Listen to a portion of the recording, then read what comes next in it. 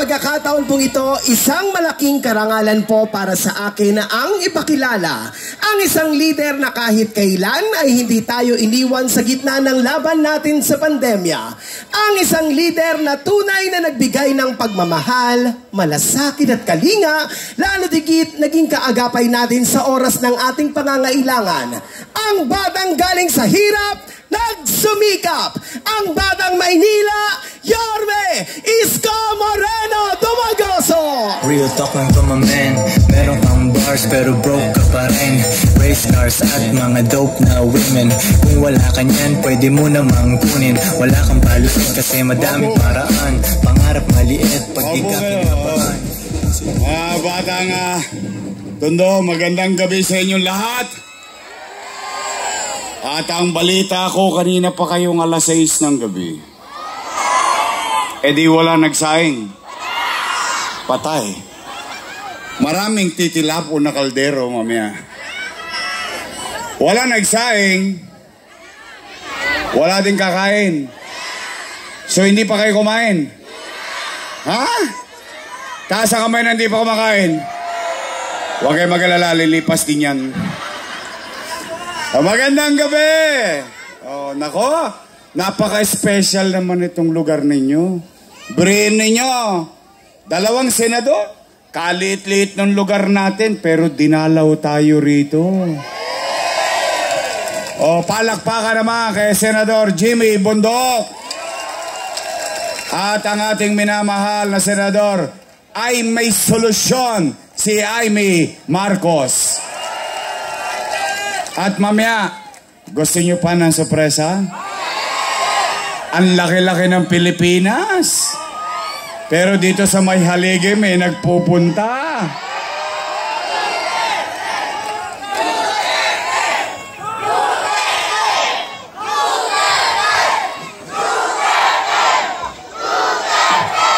Mukhang may alam kayo sa chismis. Ha? Talagang maraming marites sa Tondo. Tal, anong latest? Anyway, magandang gabi at maraming salamat at special mention lang. Yung aking mga minamahal na lolo't lola. May asim pa. Okay, special mention. Sa aking mga minamahal na senior citizen, I love you. Mamaya, antabayan na natin ang ating sorpresa. But for the meantime, mainit ang panahon. Nainitan kayo? Mainit na rin ang halalan. Nako, nagkakademandahan na. Nakita nyo si Awi? Nako, pati si Awi, dinamay pa. Huwag kang mag-alala, Awi. Mahal ka ng mga taga-Tondo. Sabay-sabay ta. Awi ng Tondo. Awi ng Tondo. Baka masaktan ka lang kay Awi ng Tondo. May bago ako, pare.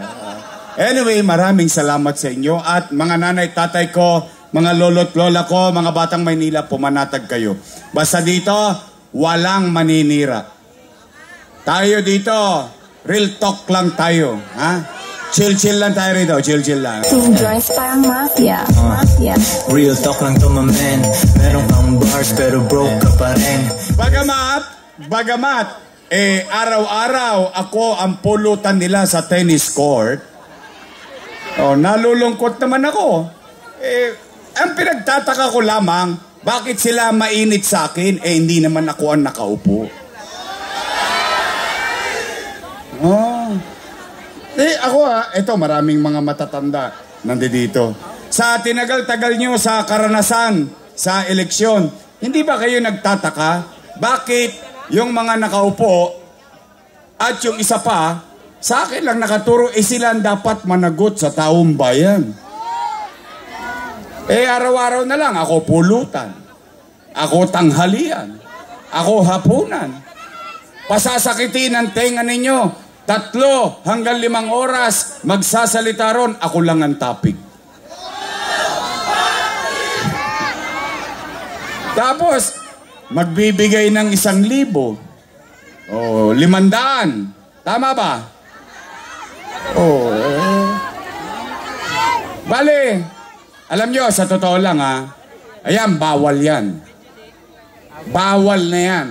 Starting March 28 onwards, pagpasok ng local campaign, bawal na mamigay. Pero nakita nyo ba kung nagreklamo? Bakit? Naniniwala ko ang mga Manileño matatalino. Tanggapin nyo lang ng tanggapin. Isang bulig din yan. 5 kilong bigas din yan. Masasaing nyo din. Basta tatandaan ninyo, huwag nyo kaming kalilimutan. Huwag kayong magpapaakit sa mga akap, aiks, at tupad. At pag dumating naman ang tupad, tuparin nyo ang pangarap nila. Bakit? Pera nyo naman yun. Walang kahirap-hirap. Biri mo, kukuha ka lang ng wali sa may picture. Tapos na, buto-buto. Hindi, pero yan, binibiro-biro ko sa totoo lang. Hindi po maganda yan. But ako, panatagan loob ko. Dahil alam ko naman, matatalino naman talaga kayo. Alam ninyo ang tama at mali. Nakakalungkot lang, imbis na ang sabihin nila ay bagay na ginawa nila at mag-ulat sa taong bayan, ang naging nangyari, ako ang topic nila. Araw-araw na ginawa ng Diyos. Pero, Nay, Tay, ito'y matanong ko lang kayo. Ang utang na loob ba dapat singilin? Di ba ang utang na loob ay binabayaran ng kusa? Nay, Tay, para sa akin yun na marinig. Sa akin yun na marinig. Ako, may utang na loob kay Danny Lacuna. Yan ay hindi ko kinaila, hindi ko pinagkait o itinanggi. In fact, alam nyo rin yan. Bilang ganti at pagtanaw ng utang na loob kay Boss Danny, inaruga ko ang kanyang mga anak. O tingnan po natin para kayo na lang po ang magusga later on. Tingnan natin. Una, Philip Lacuna. Nakaupo? Nakaupo. Pangalawa, Lay Lacuna. Nakaupo? Nakaupo. Pangatlo, Dennis Lacuna. Nakaupo? Nakaupo. Pangapat, Dr. Pox Pangan, asawa ni ate. Nakaupo? At pagpasensya nyo na ako, sa tulong ninyo at sa awa ng Diyos, nakabalik ako. Yan ang una kong tatanggalin. Bakit, Yorme? Galit ka ba kay Doc Pox? Hindi po. Galit ako sa ginawa niya. Kaya mga batang Maynila, ipagtanong ninyo ito sa inyong mga nanay, sa inyong mga lolo't lola, sa inyong mga tatay. Yan ang nagpahirap sa inyong mga magulang. Bakit? Saan ka naman nakakita? Health center, kailangan naka-online schedule ka pa. Wow! Paano kung wala kang cellphone? Paano kung wala kang load? Paano kung hindi ka marunong mag-online? Paalam na aking ina. Doesn't make sense. Why? Dati naman tao pumupunta dyan any time of the day. Tama, mali? Ayan. Hindi ka nga nakasisigurado kung may gamot pa Kaya po sa akin, sa pag-ikot ko noong nakaraang buwan at maraming buwan, simula noong October 9, ay naramdaman ko ang hinaing ng taong bayan. At yan ay sinabi ng inyong mga lolo't lola. Kaya sa mga minamahal ko senior citizen, huwag kayong mag-alala. 18 days na lang. 18 days na lang.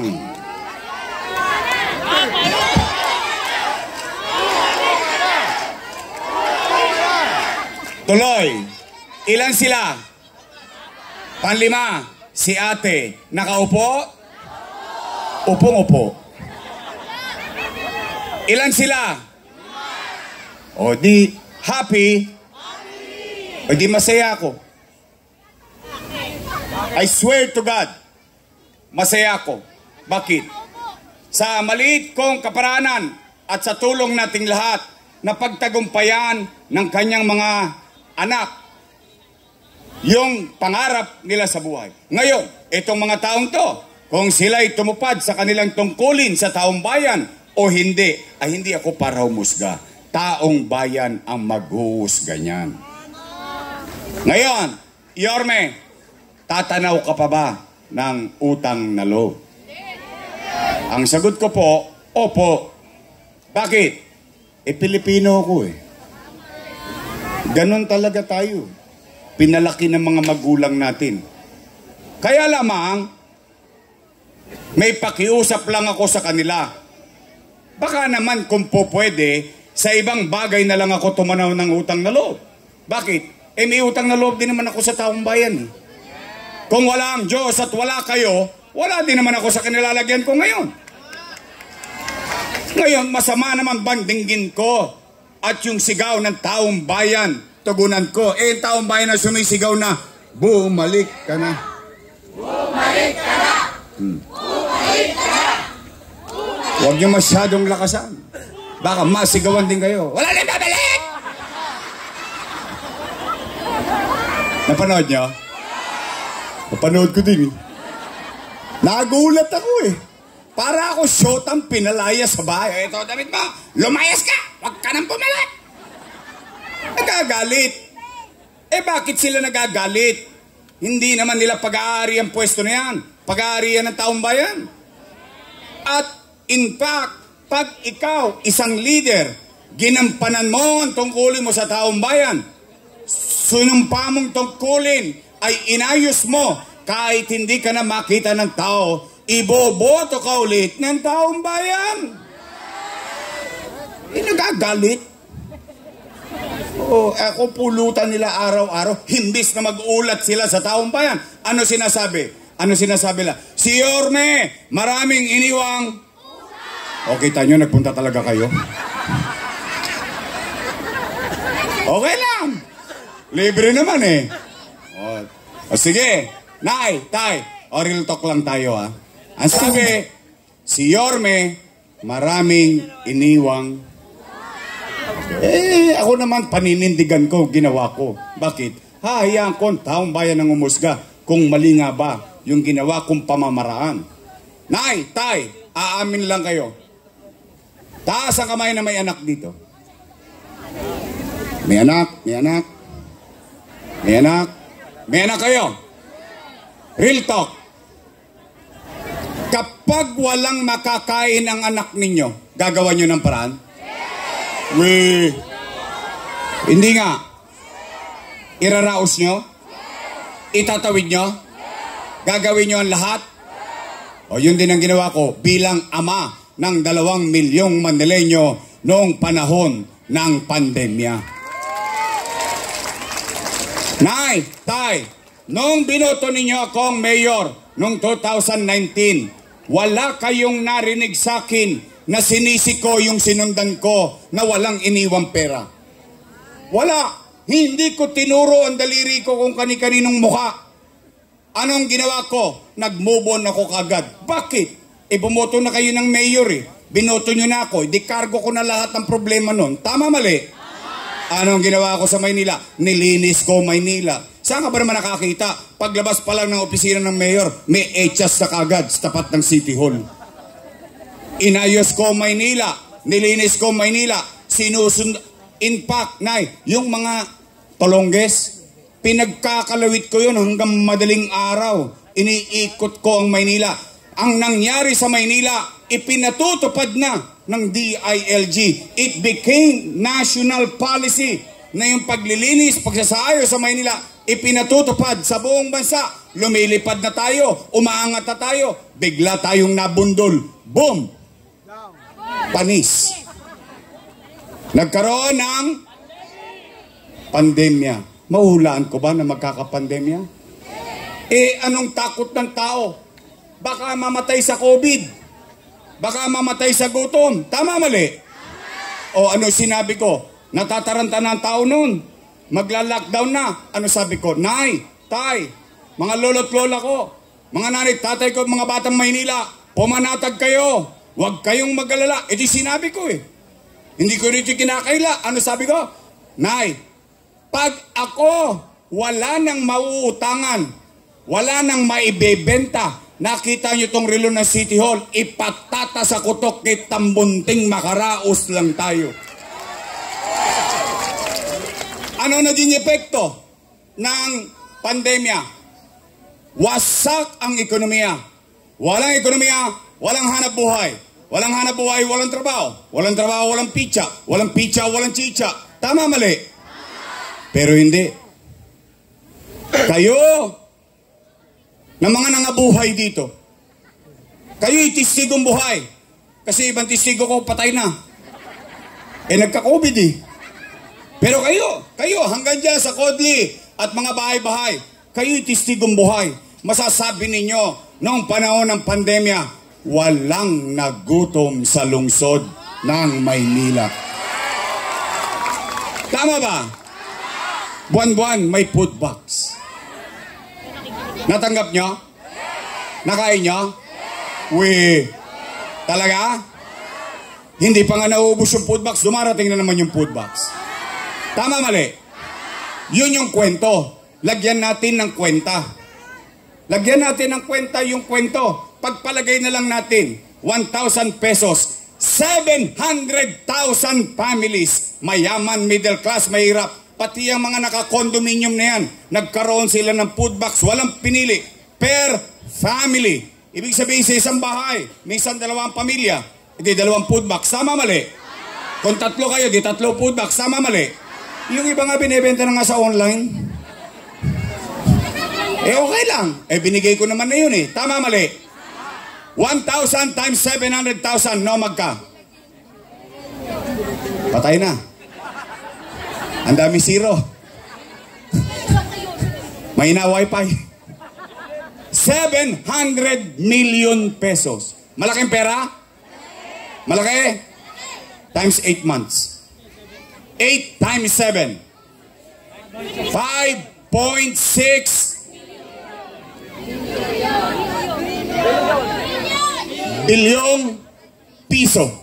5.6 billion. Saan napunta ang 5.6 billion? Sinitsa, niluwa. Gone with the wind. Tanong, 5.6, nakain natin? Naramdaman natin? Natanggap natin? Nagagalit. Nay, tay, hindi ko pa binabanggit yung kakaf. Bawat pamilya tumanggap ng 1,000 pesos. Tama ba? 5.6 plus 700 million. 6.3 bilyong piso. Taas ang kamay ng may mga anak na nag-aaral sa public school dito. Ayan, may testigo ko. Ayan, testigo. O nay, tay, lockdown. Anong sabi ni Secretary Liling Briones? We will cancel face-to-face classes. Anong pinag-alala ng nanay at tatay? Wala na nga akong trabaho. Wala na nga akong machicha. Bibili pa akong tablet. Pero hindi. Sa Maynila, ano nagkaroon? Nagkaroon ng tablet ang mga mag-aaral sa public school sa Maynila. 110,000 na tablet. May tablet ka na, may internet ka pa. Tama, mali? Teacher, si ma'am, si sir, 10,300 teachers, 11,000 laptop. May laptop na si sir, meron ng internet si sir, nakaraos tayo noong panahon ng pandemya sa pag-aaral ng ating mga anak. Tama, mali? No, magka 1 billion pesos, tablet at laptop, internet, 300 million pesos, 1.3 plus 6.3, 7.6 billion pesos. Dalawa pa lang ang pinag-uusapan natin. Paano yung remdesivir? Tocilizumab, molnupiravir, daang-daang libo ang halaga ng isang gamot, mabuhay lang ang isang pasyente. Nay, tay, St. Luke sarado, wala ng COVID bed capacity. Itong Chinese hospital, wala na. Metro, wala na. Pero sa Maynila, chill-chill lang kami rito. Bakit? Meron kaming Manila COVID-19 Field Hospital sa Luneta worth 300 million pesos. AstraZeneca, Sinovac, bakuna rito, bakuna ron. Tayo bumili ng sarili nating bakuna. Nay, tay, tumigil ba ang gobyerno? In fact, noong panahon ng pandemya, nagmala-addict tayo. Bakit? Tamang hinala tayo lahat. Kahit sa loob ng bahay, may umubo lang. May COVID. Tama, mali? Noong panahon na yun, namaga ang ilong natin. Bakit? Dut-dut dito, dut-dut doon. Ang testing sa Maynila, 1-2. 1-2 sawa. Mga taga-Tondo talaga kayo. Tama, mali? Nagbayad kayo? Sino nagbayad? Si Yorme? Hindi. City of Manila. Tama, mali? Napakinabangan natin? Nay, tay, huminto ba gobyerno? Hindi.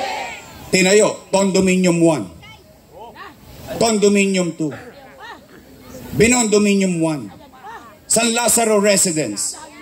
Pedro Hill Residence. San Sebastian Residence. Land for the Landless Program. Binanggit ni Awi. Barangay 158. Pandemya na, namimili pa tayo ng lupa. Wala pa tayong pera niya. Kagabi, galing kami sa Pasig Line. 110 million pesos ibinili yung lupa. 30 years problem. Kagabi galing kami doon. Ano sabi ng mga tao? May nang-aangkin. Sila daw ang bumili. O ano sabi ng mga utaw? Hindi, totoo yan. Bakit? Binili yun, pandemya. Biri mo, wala na tayong pera, namimili pa tayo ng lupa para mapakinabangan ng mga mamamayan sa lungsod ng Maynila. Nay, tay, Rosauro Almario Elementary School. 10-story fully air-conditioned public school. Albert Elementary School. 10-story fully air-conditioned public school. Manila Science High School. 10-story fully air-conditioned public school. Magsaysay High School. Noong umalis ako, 5th floor na. 3 taon na akong wala, 5th floor pa rin. Nay, tay, Baseco Hospital. 3 years nang tapos. 3 years na akong wala. 3 years nang hindi pa bukas. O nay, tay. Tapos sasabihin nila, utang. Utangin na yan. Mga bata, narinig yung sinabi ko? Utang. Ina yan, bawal magmumura. Ang sinabi ko, utang ina yan. Hindi totoo. Oh, nay, tay, yan ang kwento na may kwenta. Ang tanong, naramdaman nyo ba? Eh bakit sila puro utang-utang? Oh, sabi nila, mali daw ang ginawa ko. Mali daw. Mali daw. Payagan na natin konti. Total, nagbigay naman ng 1,000 saka 5 kilos na bigas eh. Payagan natin konti. O sige, ito ako sa harapan ninyo. Kung ako'y mali, edi mali din sila. Bakit? Kasama ko silang gumawa nun eh. Tama ba? Sinong vice mayor ko nun? Ha? Mali pala eh. Bakit nyo niratipika? Mali pala eh. Bakit nyo ako binigyan ng authority? Mali pala eh. Bakit nyo inaprobahan yung utang? Samantala nung araw, kadiliman ng buhay ng tao, nagagalak ang tao dahil may gobyerno silang nararamdaman sa gitna ng pandemya, dumadamba-damba pa ng food box, gumaganyan-ganyan po. Tama, mali. Ngayon ako mali. O ngayon, at least, nay. Ako, ito, mga taga-Tondo. Tayo nandito. At least ako, pinaninindigan ko, ginagawa ko. Bakit? Hahayaan ko tao magdesisyon kung mali ang ginawa ko. Pero at least, makapaglalakad ako sa may haligi. Makapaglalakad ako sa iskinita ng buong Maynila. isa lang ang masasabi kong mataas ang noo ko. Kahit ako na lang mag-isa maglakad, isa lang masasabi ko, salamat sa Diyos, nakaraos kami nung pandemya. Nakaraos ba tayo? Nakatawid ba tayo? Yan ang tapat at totoo. Ang pangit ko daw bakla. Hindi, yun daw tapat totoo eh. Yeah. Okay, Anay, Tay, para mapagsalita na yung ating bisita.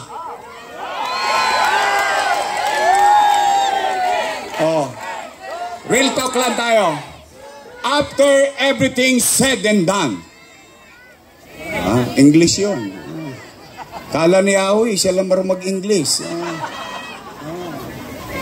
Nay, Tay, matanong ko lang po kayo. Baka kasi ako lang may gusto nito. Gusto nyo pa ba akong bumalik?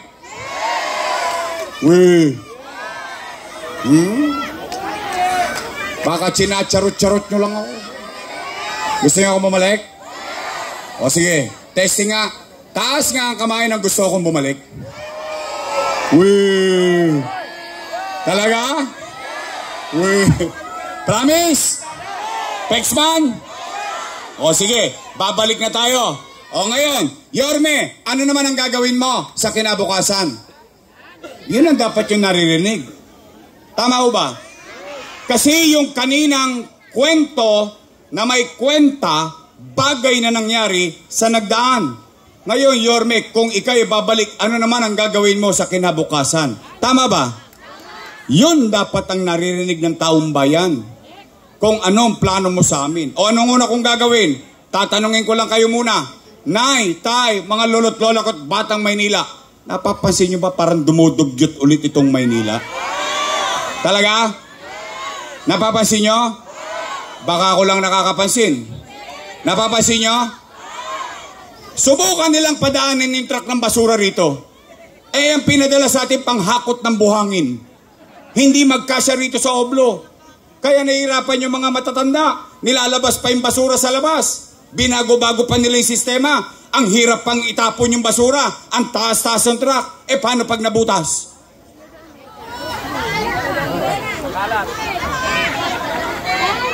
Patay na.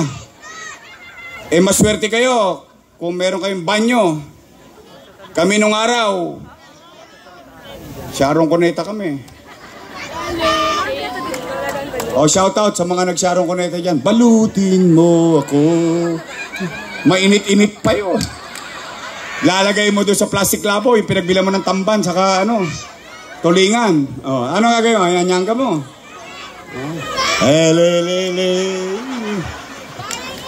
Sa ilog lato. Hindi ho ba? Sige, Nay, Tay, ang una kong gagawin, lilinisin ko ulit ang lungsod ng Maynila. Pangalawa, Nay, Tay, napapansin nyo ba? Lagi na naman tayong laman ng GMA7 News, ng ABS-CBN News. Gabi-gabi, balita na naman ng Maynila. Kagabi, dito sa distrikto, sa Arpapa. Doon, sa baryo. Saan ka nakakita? Tatayo isang Tolonges doon, hawak ng baril, magpapaputok. Ano sila, siga? Ibig sabihin, walang gobyerno. 5-5 snatcher. 5-5 hold-upper ngayon. Paano na yung mga magulang? Papasok yung anak nila sa eskwelahan, anong pakiramdam nila? Baka ma-hold up yung anak nila. Saan kayo nakakita? Sa Arten. Tanghaling tapat, bubuksan yung kotse. Tanghaling tapat, aakyatin yung driver ng truck, kukulatain para makuha lang yung cellphone. Asaan ang gobyerno ron? Nangaubos na yun eh. I love you too. Hindi ho ba? Nay, Tay. Oy, mga adik. Bago na kayo, ha? Babalik nga ako.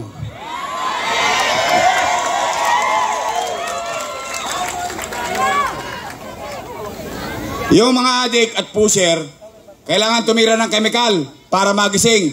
Ako, kape pa lang. Gising na ako 24 oras. Kaya may awa ang Diyos. sa tulong ninyo, nakabalik ako. Ibabalik ko sa inyo yung gobyerno sa umaga, sa tanghali, sa hapon, sa gabi, hanggang madaling araw, may gobyerno sa lungsod ng Maynila. Kaya mga adik ha, tigilan nyo na yung kakatrompeta. Rolling. Pagugulo. Totoo lang, laking perwisyo sa komunidad eh. Anyway, Nay, Tay, anong pangatlo kong gagawin? Ibabalik ko lang yung ginawa ko. Gusto nyo ba makapamili ulit ang lupa ang gobyerno? Yes! Gusto nyo ba magtayo ulit ng pabahay? Yes! I will bring back MBN. Minimum Basic Needs. Housing, education, healthcare, and jobs. May masisilungan, may paghahanap buhayan yung nanay at tatay, may maayos na eskwelahan ng bata, pag nagkasakit ng pamilya, may maayos na ospital. Katulad ng 10-story, fully air-conditioned, bagong ospital ng Maynila na may MRI machine at CT scan machine. Nay, Tay, bakit MBN? Ako na magsasabi sa inyo, hindi kayo yayaman sa gobyerno. Hindi po kami lotto outlet. Walang matinong leader ang magsasabi, yayaman ka. Yayaman ka. Yayaman. Adik lang yun. Pero, anumang uri ng gobyerno, republikano, monarkiya, demokratiko, and so on and so forth, kayang pataasin ang antas ng pamumuhay ng kanyang mamamayan. Nagawa na yan. Nagawa na yan ng idol ko na si Lee Kuan Yew. Sino si Lee Kuan Yew? Prime Minister